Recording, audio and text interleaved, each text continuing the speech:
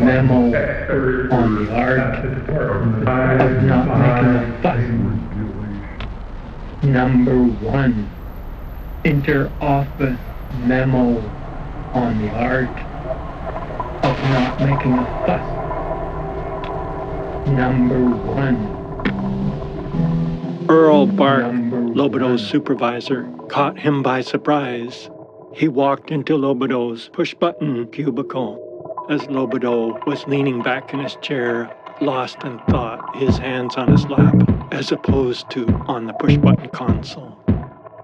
The latest trend, a top-down communique, insisting that each employee of the Department of Regulation describe 5 things they accomplished during work hours.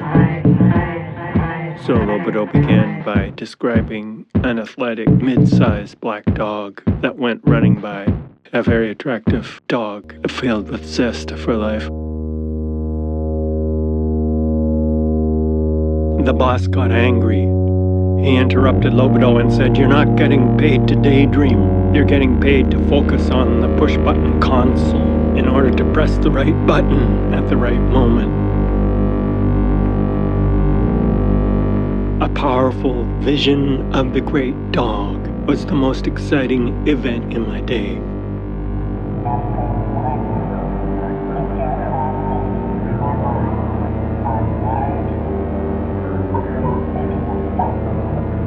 Before sunrise in the east, I saw the dog star. And now as I sit here, all the pieces fit together. Auspicious sign in the sky and on the earth, the running dog.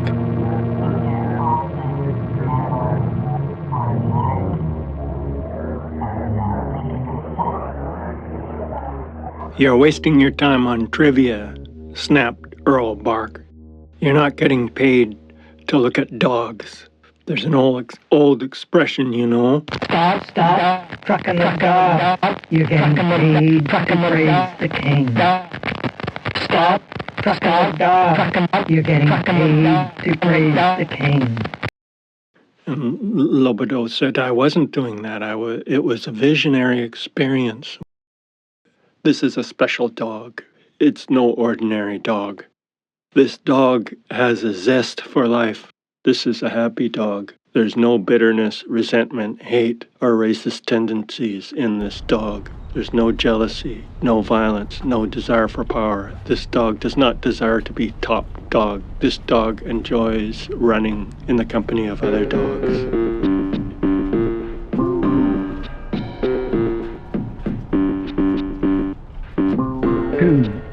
Each moment feels like eternity.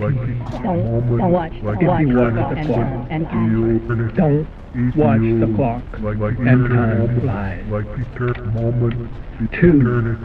Each moment feels like eternity if you watch the clock. Don't watch the clock and time flies. Dr. H. Pocus is hosting a workshop on efficiency. Dr. H. Pocus is hosting a workshop on efficiency. On efficiency. Dr. H. Pocus is hosting a workshop. Earl said, "All right. As punishment, I'm sending you to the afternoon workshop with Dr. Hocus Pocus on expertise, and I expect you to take notes and give me a report afterwards on what you learned." The lessons of Dr. Pocus at that session were: the road to power is paved with lies and bullshit and maintained by financial backers. It's in everyone's best interest to have a friendly world rather than a world of greed, violence, hate, territoriality. Bullshit. You've been dreaming too much. Your head in the clouds. You better start paying attention to that push-button console. You're paid to push those buttons, not to think about it. Lohbado replied, Don't insult dogs because they might know what you're thinking. Earl got angry and said, I'm going to send you for an evaluation if you keep this up. I'm giving you a warning. You better stop this nonsense. Ironically, the next day, Earl Bark didn't show up to work because he was in the hospital having his leg stitched up after he'd been attacked by the Minister of Regulation's Rottweiler. During a meeting, the Minister of Regulation brought his dog, and for some reason, the dog locked eyes with Earl Bark and lunged at Earl's leg and sunk his teeth in, which required a dozen stitches to repair the puncture and tearing. Anne explained to Lohbado that the real hidden purpose, or not so hidden purpose, of the Department of Regulation is to collect data in order to separate praisers from critics. Critics will be punished. Praisers, depending on their status and the amount of money they have, will receive a reward. It could be you get a nice end of the year progress report, or if you have a lot of money to grease the wheel, then you get a promotion. Its purpose is to control and intimidate, to collect data, to keep tabs on everyone, surveillance. And then every once in a while someone gets hauled in for an interrogation. The purpose of the interrogation is to dehumanize, to create anxiety and fear, so they have low self-esteem, so they feel worthless and powerless, and so they're easier to manipulate, easier to brainwash. Hello, my name is Dr.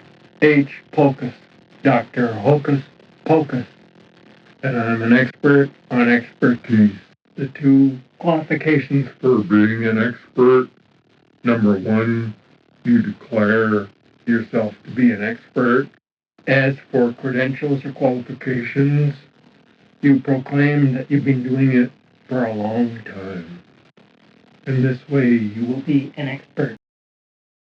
Roger Ace, Minister of Regulation, extended a pardon to his dog Rex after the dog bit Earl Bark, supervisor of the push-button experts, in the leg.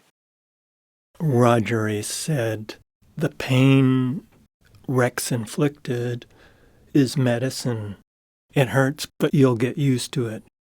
Anne Grinley, who worked in the cubicle next to Lohbado's push-button cubicle, was invited to an adoration session at the mansion of Roger Ace, Minister of Regulation. When you received an invitation, it was understood that if you wished to advance in your career, you would attend. This is going to be the greatest push-button team the Department of Regulation has ever seen. And it was at this adoration session that Roger Ace's dog Rex tore into Earl's leg. Earl had locked eyes with the dog, and the dog lunged at Earl and bit him in the leg. Roger yelled at his dog, "Go lie down," and the dog quickly obeyed and lay down calm as usual. It was a dog with a calm temperament. It was a surprise to anyone to see such an act. Anne told Lohbado, Rex is an adorable dog. It's not in his nature to do such a thing. And Lohbado replied, it must have been the influence of the dog star. In this way, thousands of critics and non-wealthy people lost their job.